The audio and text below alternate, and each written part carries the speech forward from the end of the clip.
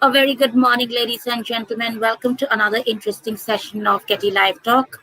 My name is Shilpi, and I'm the host of this show. As you know, that GETI is dedicated to upskilling teachers, both in service and pre-service. So we have our online teachers training, which has started. For further information, you can call on 740-800. And GETI Talk has completed a year. We have hosted more than 950 Getty live interesting sessions. Well, continuing with that tradition, I have Ms. Jeny Rapheal, who is an educator and psychologist at Alimul Islam Higher Secondary School. She has been a scholar. She's got an MSc in mathematics and an MA in psychology. She's also done her PhD in psychology. She has published various articles and has attended various webinars across India. So, welcome, Jeny, and she's going to talk about glaring glitches in Indian education system.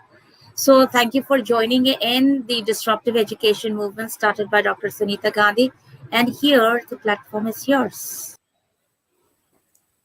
Thank you, Shilpi, for this wonderful introduction.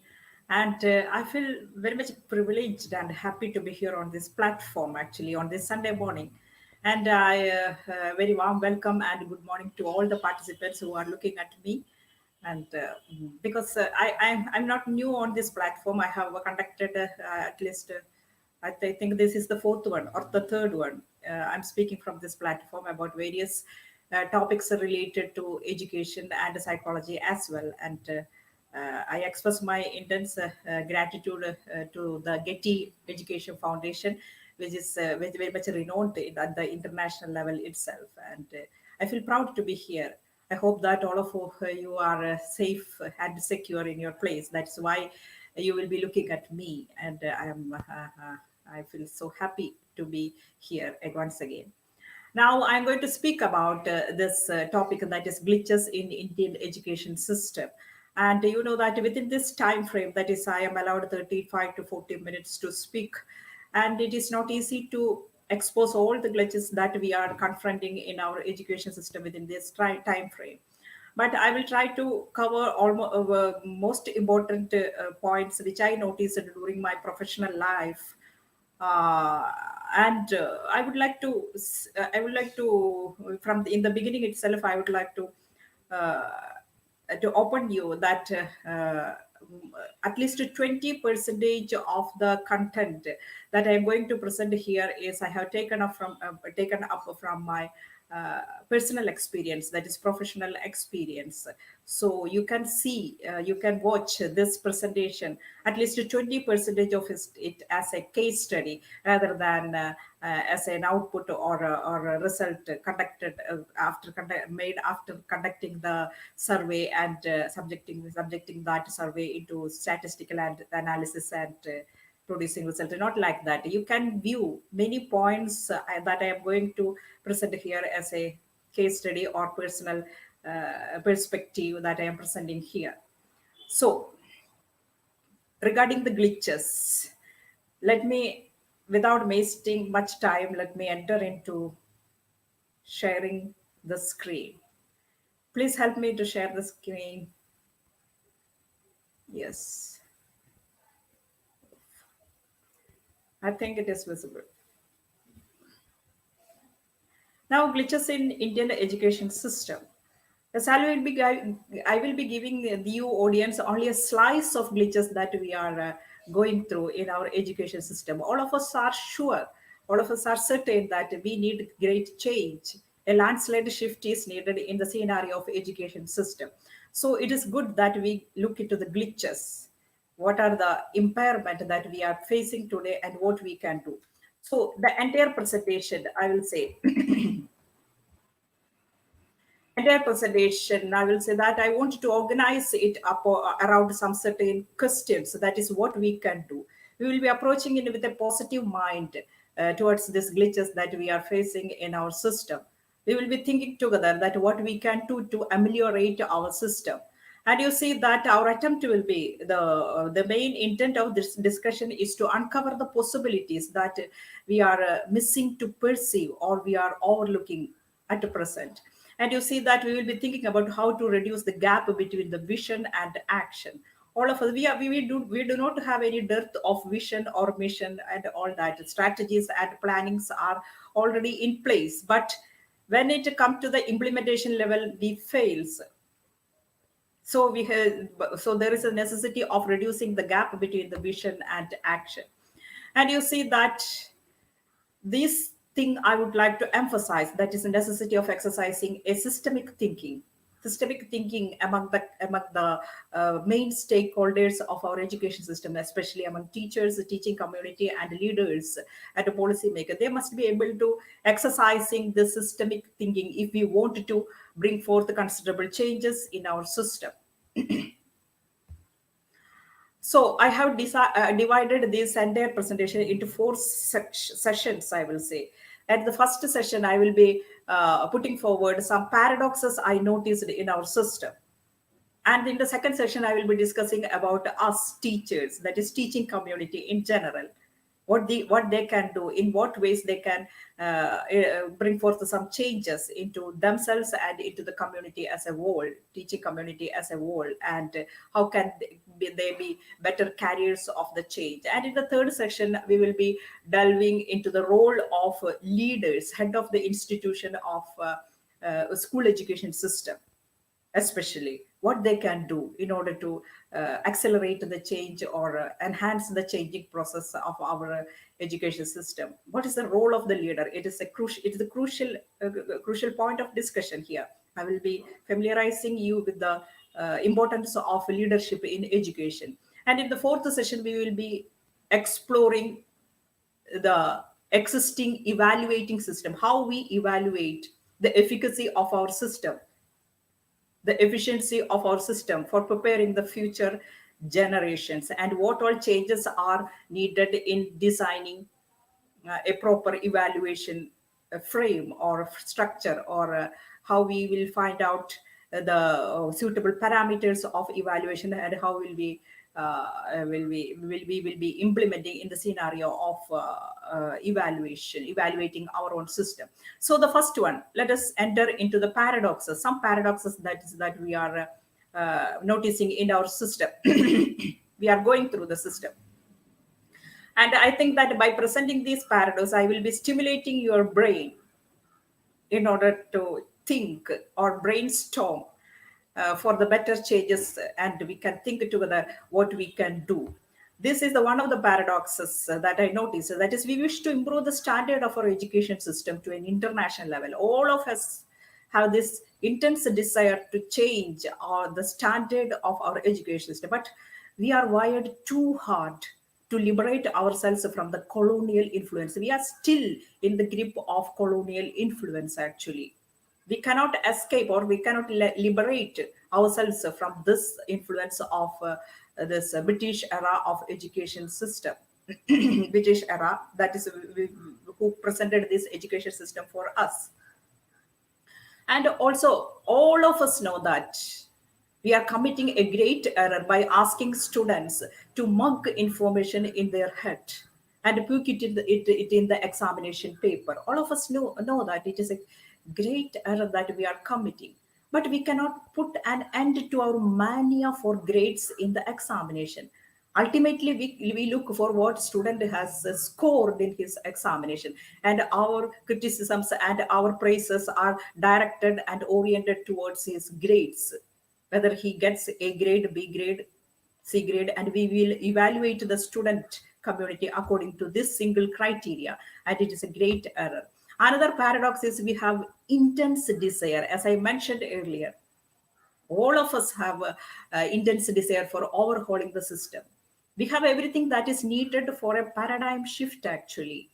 We have enough resources, financial resources, human resources, everything is in place, actually.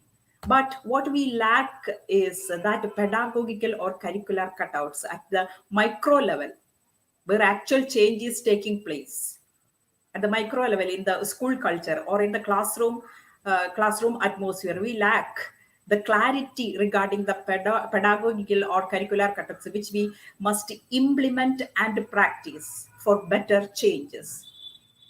What we lack is clarity regarding the process of implementation and the ways and strategies in which how we make use of these ways and strategies that is given by policymakers in the micro at the micro level, that is inside the classroom and inside the school atmosphere. Another paradox is that an ordinary teacher, for example, take me, I'm a specimen. An ordinary teacher like me dream of enhancing the creativity, innovation, and other soft skills needed for 21st century student. Every day, I think that I have to do these things, that things, in order to support the emotional well-being and school well-being of the children and all that. I'm teaching in 12th standard, Jenny, but what I the can, slide, yes, the slide is not moving. Click on the slide. uh, the now is it okay? Is it moving now? Please tell me. No, Tell me, please. no, Not moving? Okay, Shilpi, please tell me. Is no, it it's moving? still on the first. No, Okay, okay, okay, okay, okay. You should now have it is. mentioned.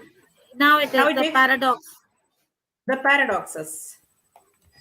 Okay. Shall I enter into slide sharing mode? Try that. Let me try. Is it moving now?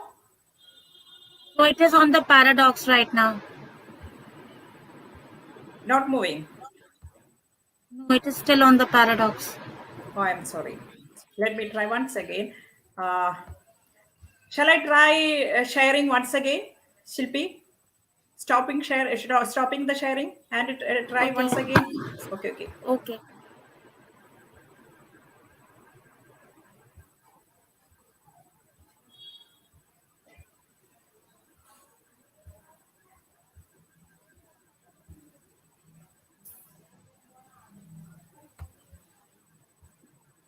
Check, please. Is it moving now? Yes, I'll just Okay, add it. thank you so much. Let us continue. We have intents decided for overhauling the system. We have everything that is needed for paradigm shift.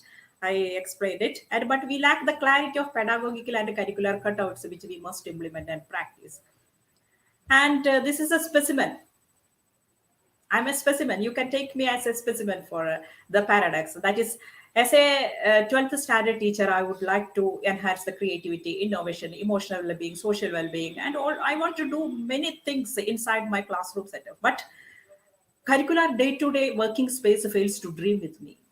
I can't find enough time and space and energy to deal with it because entire system is oriented towards or focused towards examination that students are likely to confront each year. And you see, regarding the teachers, we teachers, I will say, in my experience, we are not trained to influence the system. Yes, in education, in colleges which are giving this degree in education, graduation and post graduation degree in education, teacher education centers, we can see that they are preparing the teachers to teach well, to handle the subject well, to handle the students well, to influence their social life and emotional well-being and all that. Teacher student, they are attending all these points, but we teachers are not trained adequately to influence the system as a whole is surrounding us, and we are not taught how to influence the system. We are not trained to think out of box. We are not trained to practice systemic thinking actually.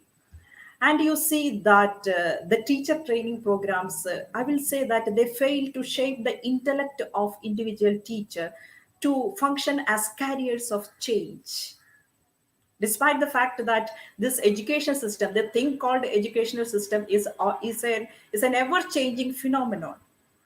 It cannot stand as a static entity. It is subjected to change on a daily basis nowadays due to the influence of globalization and all that.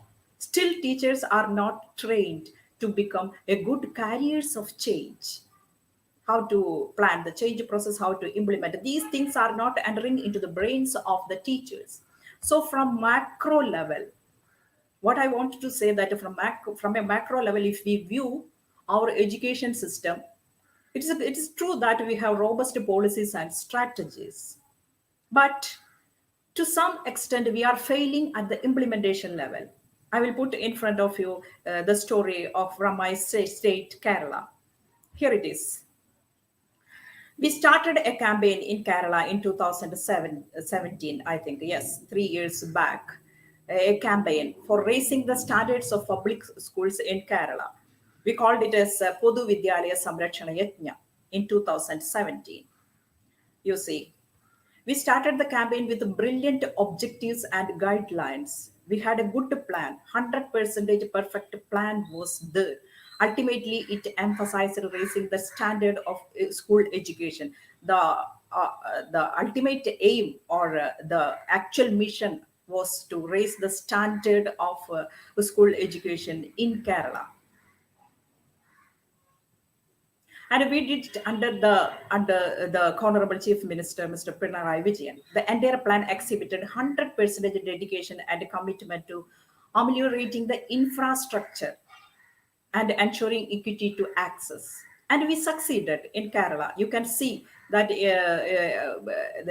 for example, more than 60% of the public schools are high tech now, and enrollment into public school has been increased manifold, and we succeeded in our objectives actually. And we did all this campaign. I'm very happy that I'm very grateful that I'm a part of this active participation was there from my side in this during in this campaign, that is Podu Vidyalaya Samrashana Yajna.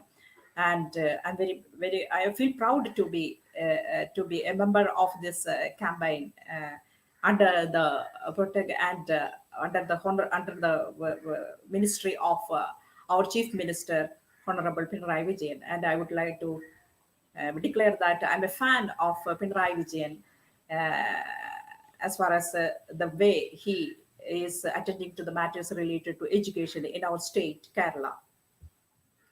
Yes, the results of this campaign declares that so many students, more than lakhs, changed their schools, or they opted government schools for their education. And these are some of other results. That is, yes, for 45,000 class rooms are now high tech, and 344 schools were given 5 crore rupees, and 446 schools were given 1 crore each. And we did admirable work in this area, or that is Kerala state, under this campaign, that is campaign intended for improving the educational standard of our state into an international level. But I have to agree with this fact, or I have to present in front of you this pathetic situation, or that we are facing in Kerala. That is, standard of education system in our state is still suffering. I'm not speaking taking into consideration the present system of present state of our education. That is, now we are conducting education or learning and teaching from the online and online platform. And I'm not speaking from that stance, I'm speaking from a wider perspective. I'm taking into consideration the days before this corona pandemic when I say that the standard of education system is still suffering actually.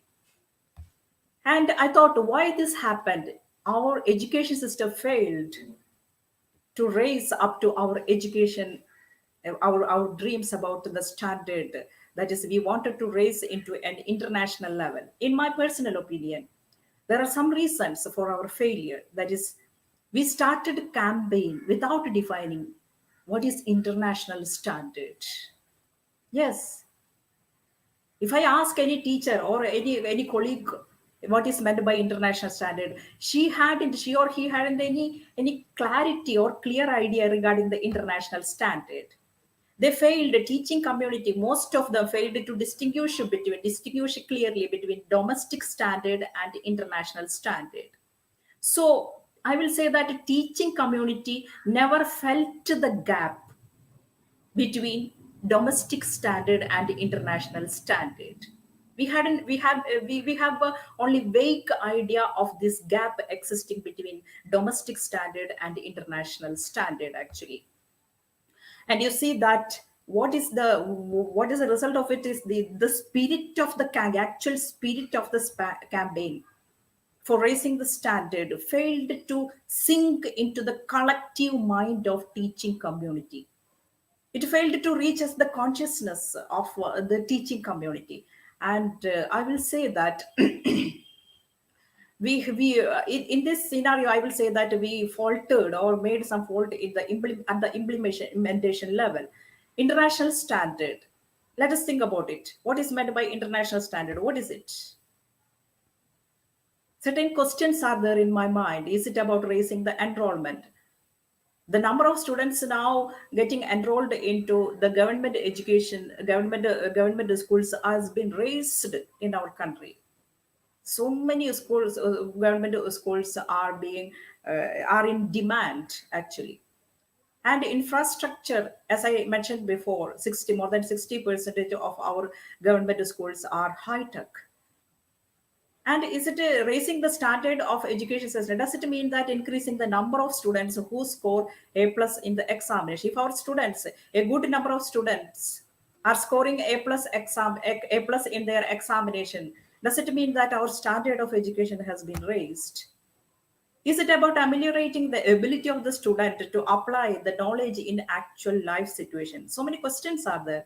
Does it include tending to the to skills? 21st century job market is demanding. So what I wanted to emphasize here is any concrete plan and objectives are in place to be followed. Is there any concrete plan or objectives are in place to be followed in order to guide or lead our education system to deliver it to a place where they are capable of uh, delivering internationally good or internationally upped standard of education or learning and teaching? Are there any framework for implementation and follow-up? These are some questions that arise in my mind when I think or Jenny, when I the analyze. slide is again stuck. Yes, okay, okay, okay.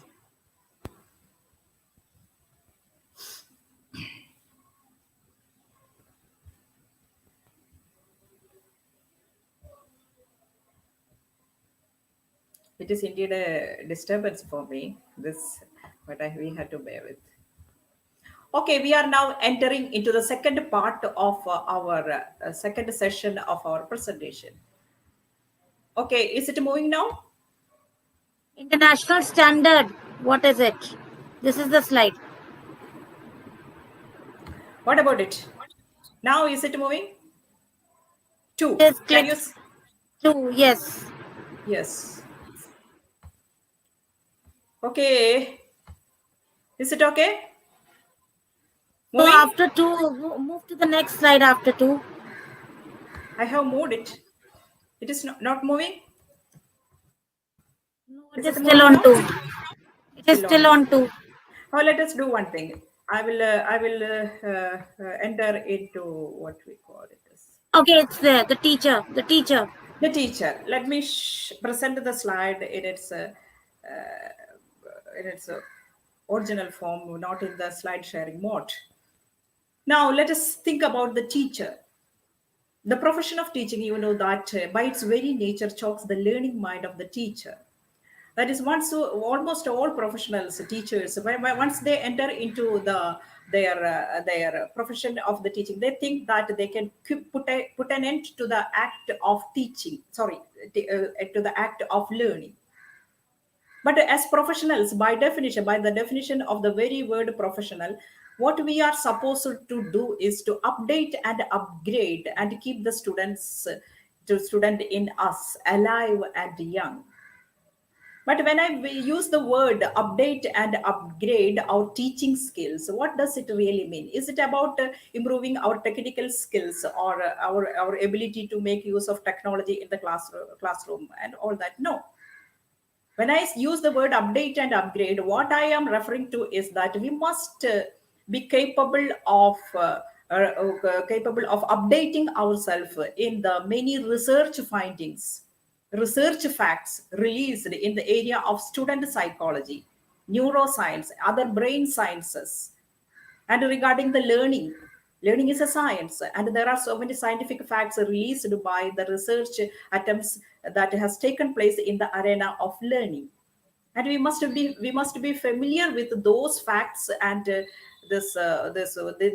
new evidences that is being released on a daily basis, and we must be capable of experimenting with those facts and ideas. This is a question: does an ordinary school teacher has enough time and space for reading the latest research outcomes? This is one of the questions that I want to ask. Experimenting with the new strategies.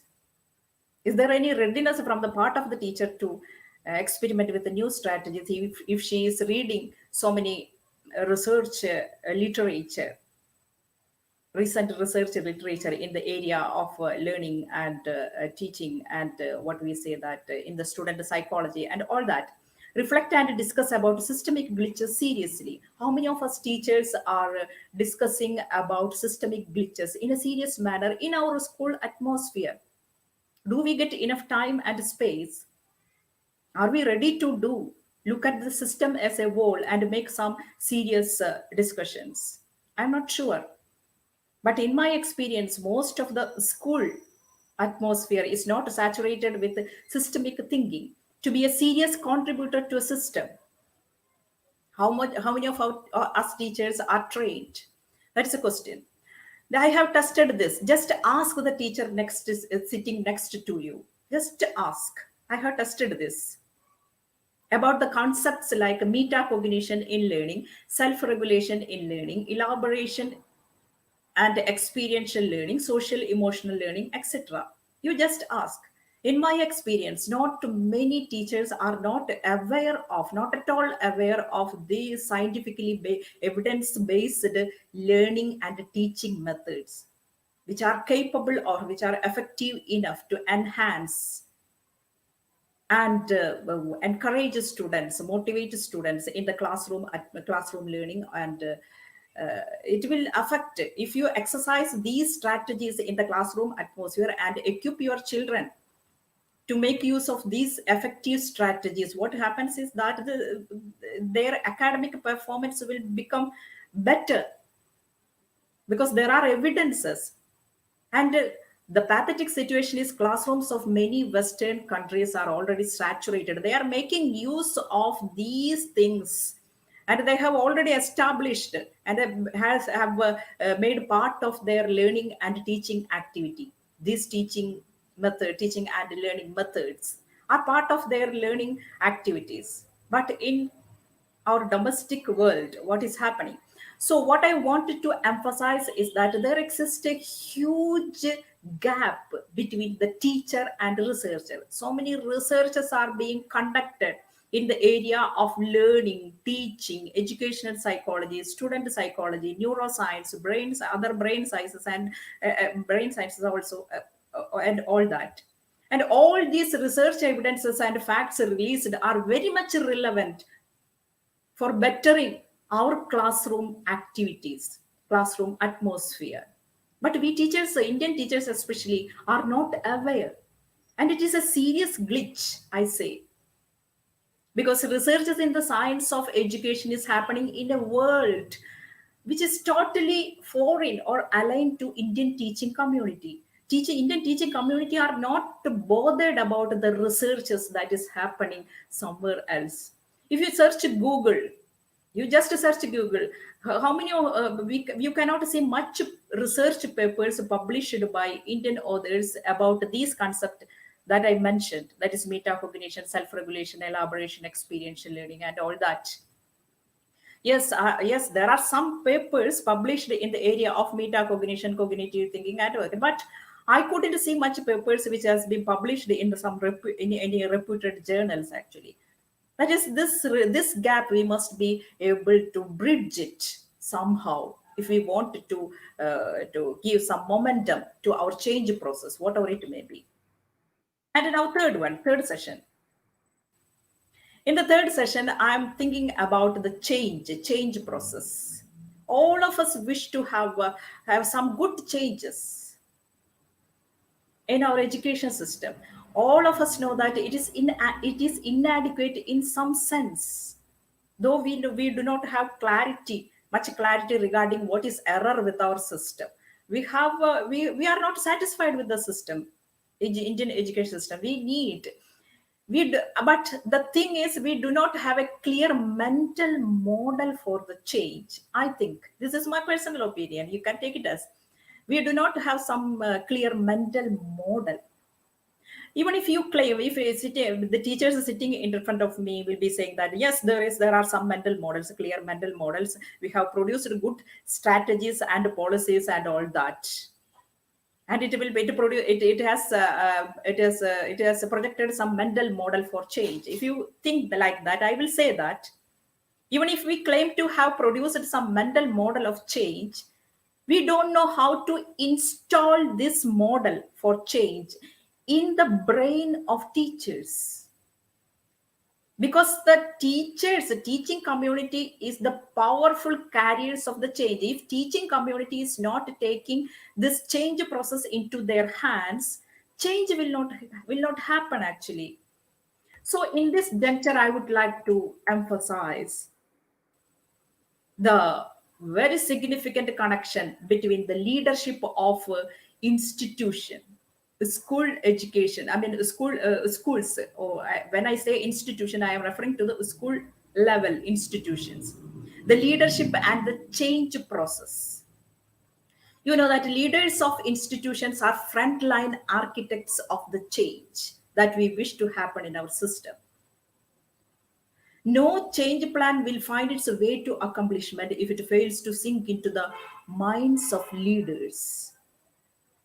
Only if the leader assimilate the change plan and change process and the mission behind it and vision behind it, then only we can implement the change inside the school building or inside the school atmosphere and climate. And what is the main glitch in our system? We overlook the importance of the role of leaders of education institutions in strategy or policy implementation. We need leaders at the helm of educational institutions who are capable of exercising an ecological perspective. We need leaders who are well versed in the latest trends and findings in organizational and managerial research. We need leaders who are capable of pronouncing a vision and articulate the mission of his institution in a language which is admissible, which is capable of assimilated by all the stakeholders, including parents, including students, including society members, and all that.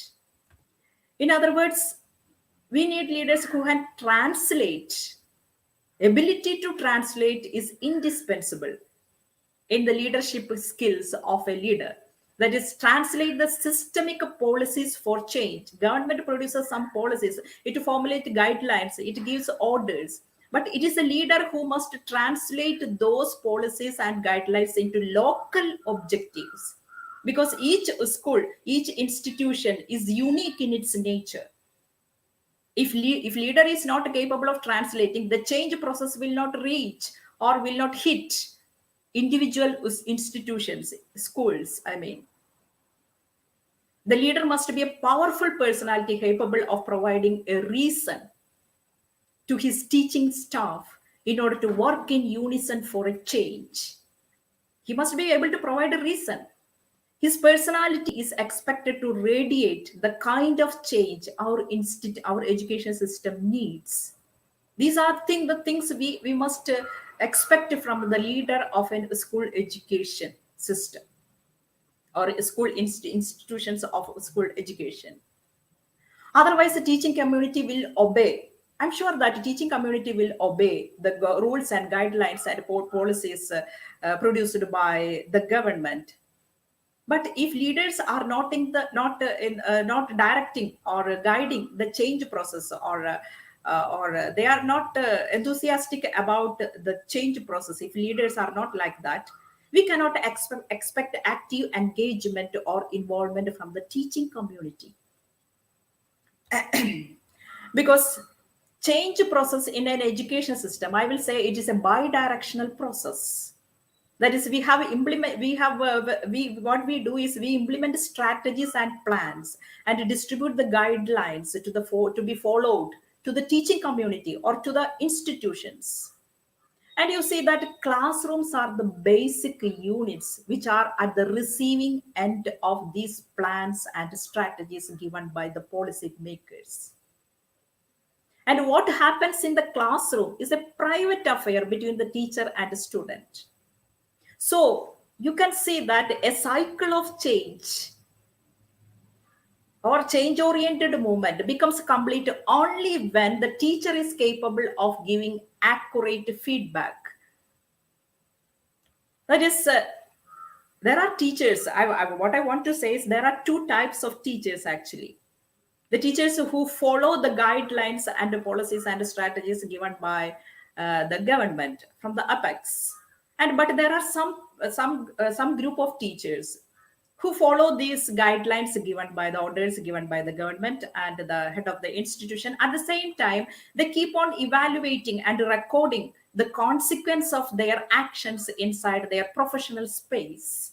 What is happening when a teacher is implementing a new strategy or new thinking style or new attitude inside the classroom? Some teachers make good notice of the consequences of their professional activities and they record it, and they provide consistent feedback in order to complete the change process. These two group of teachers are different in their participation of change process. That is, the first group is participating passively. The second group is participating actively in the change process, whatever it may be in the education system. Active participation, what I want to emphasize is that active participation in the change process can be elicited from the teaching community or from the individual teacher only if the head of the institution poses a model for change. We have not noticed it, this fact. This is a serious glitch. And I'm asking you, who is the head of your institution? In Kerala, at least in Kerala, and I have not referred to how these heads of the institutions are selected in other states.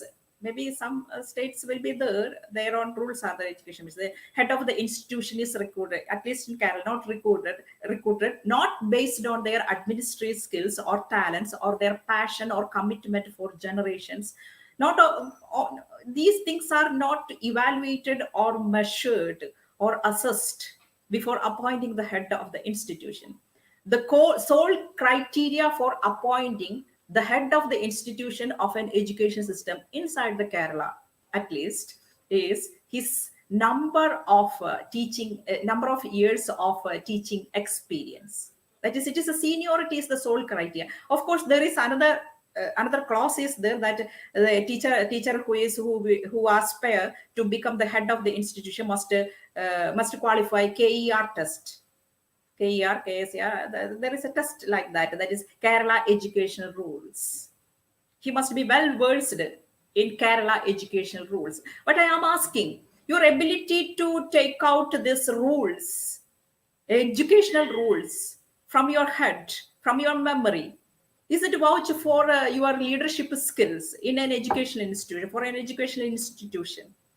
I'm not sure about it. Your ability to take out these rules and regulations from your memory, is it a proof that you will be a good administrator and will be a good leader? I'm not sure. Who said that teaching? And also there is another question. If we have 25 years, I have 25. Suppose I have 21 years of teaching experience.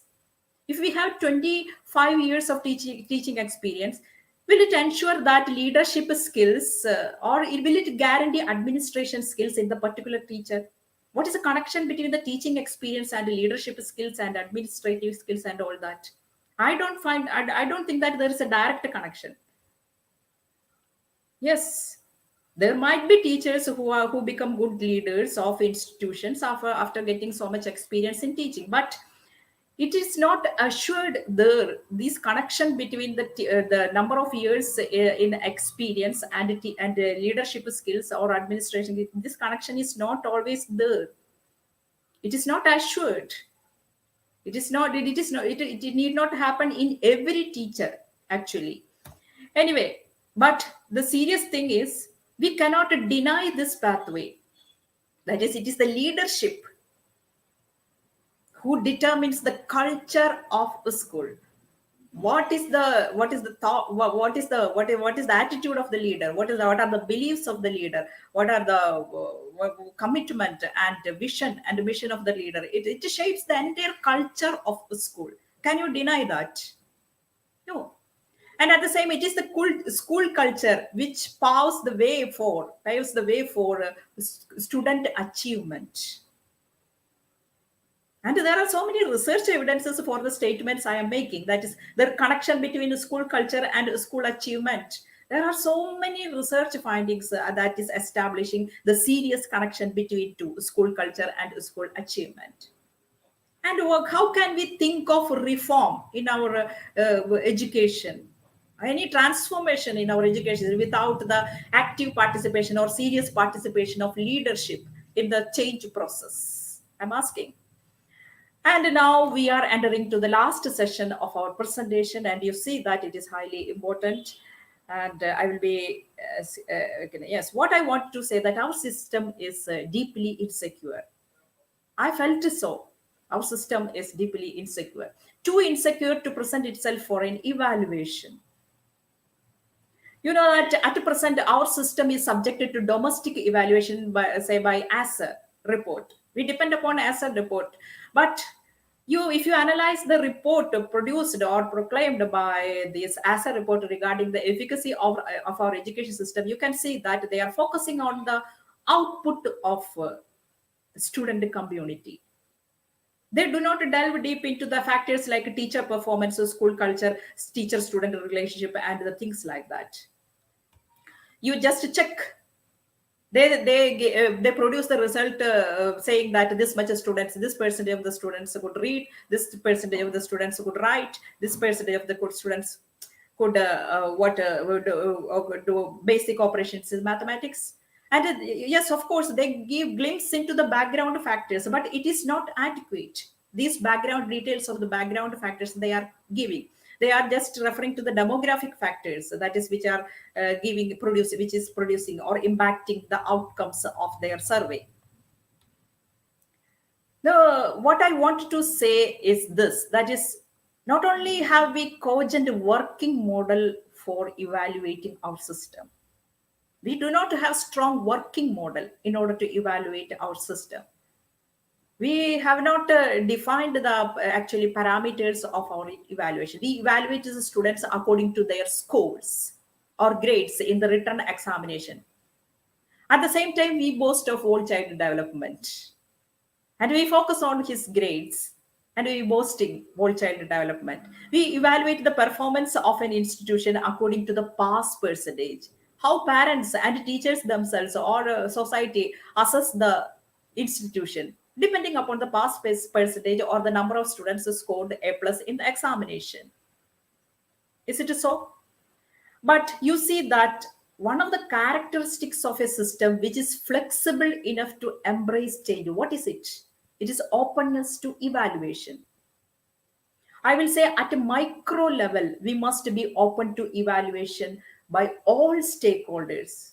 We must be ready to be evaluated by even parents, society members. We must be open to any kind of evaluation. At a macro level, we should be ready to put our system in a global platform. No normal education system cannot remain confined to its culture or walls of nationality in this 21st century where globalization is the norm. And what I wanted to emphasize is we need PISA model of examination or evaluation, evaluating our system. What is this PISA model of evaluation? That is, it is a program for international student assessment. It conducts every 3 years. It conducts assessment for various for students of 15 years old from various countries. They make a serious assessment in the area of reading, mathematics, and science and literacy every 3 years. And they assess 15-year-old students. Why? They think that these 15-year-old student group will represent the respective education system. No, because the student spent the whole 15 year inside the system.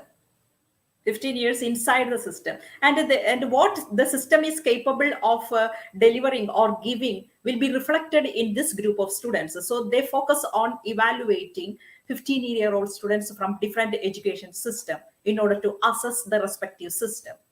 And you see, this is the what I say, that this is the result I got I from the internet regarding this PISA examination of 2018.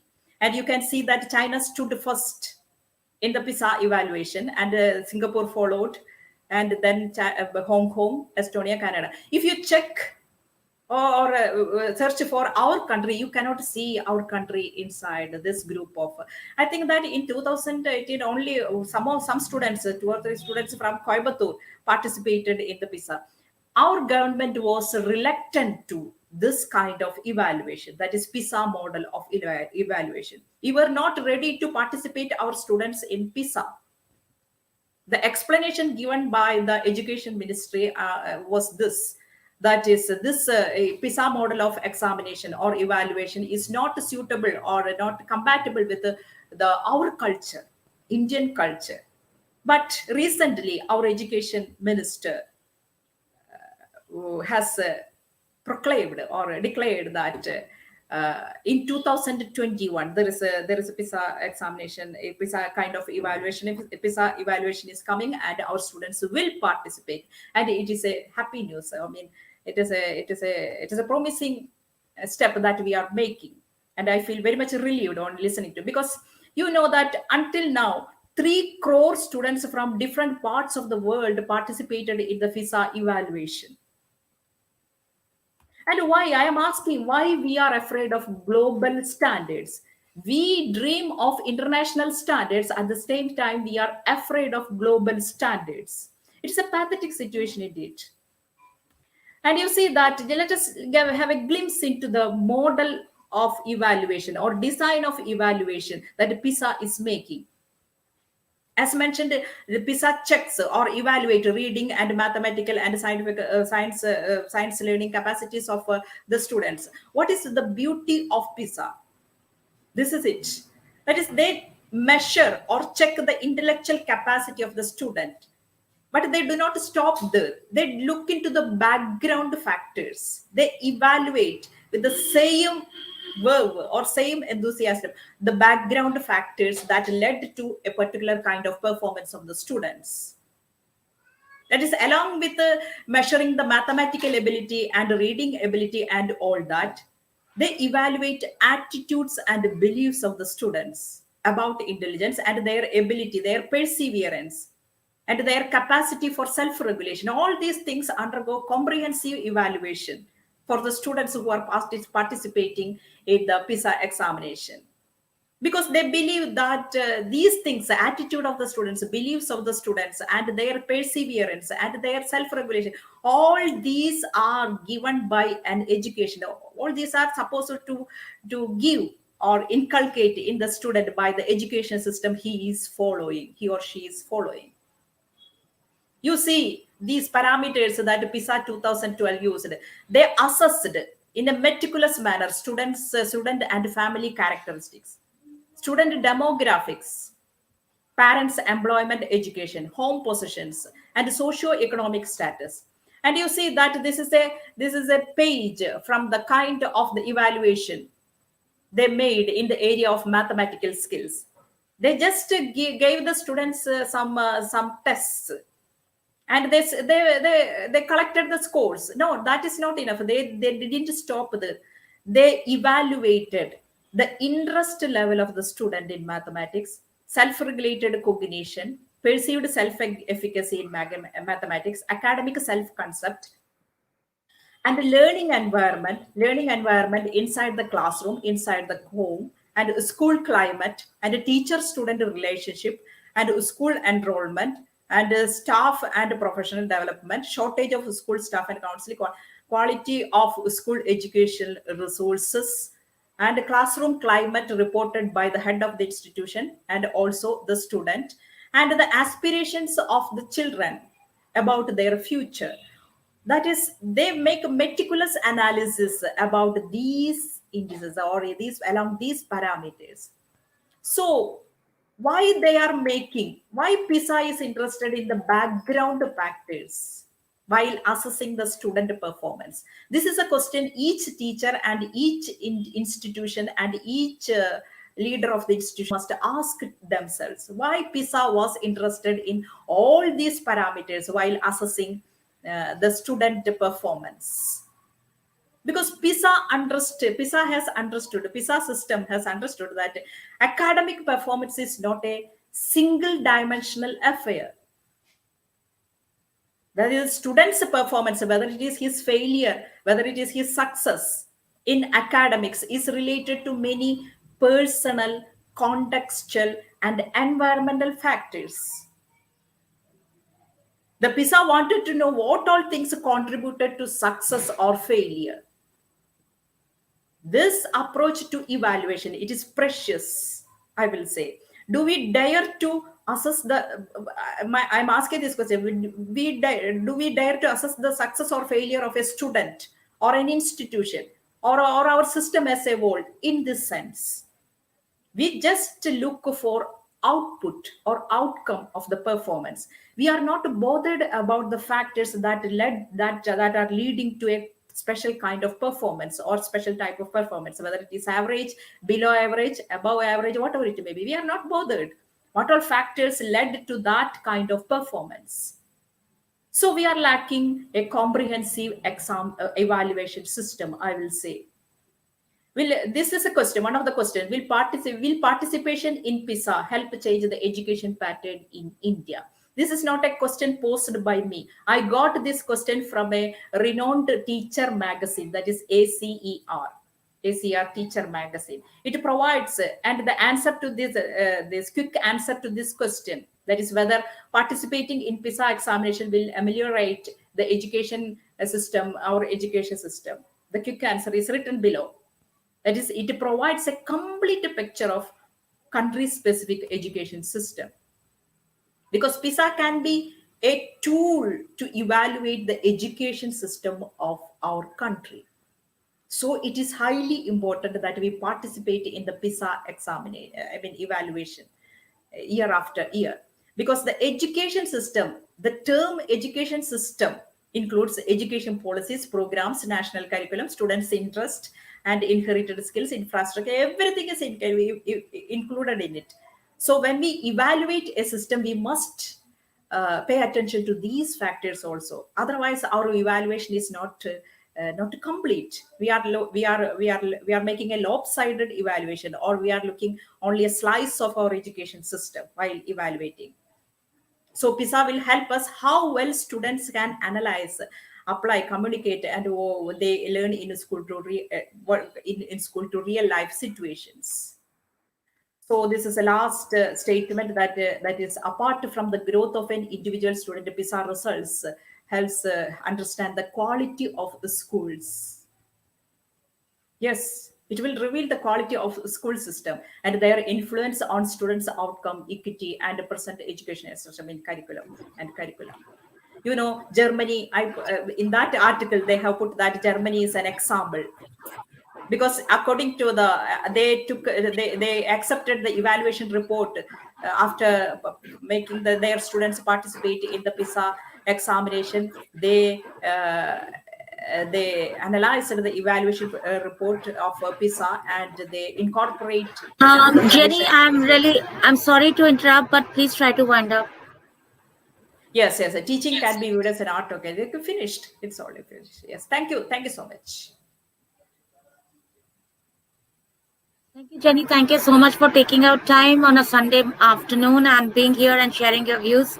I hope all the information that you've given us has been well received by educators. So thank you once again. and have a Ah, very good afternoon. and my heartfelt thanks to you because you have permitted me to have only 40 minutes for the presentation, and I took around 50 minutes. And there are some glitches also during our presentation, and we have to. It's all right. It's okay. It happens. Thank you so much.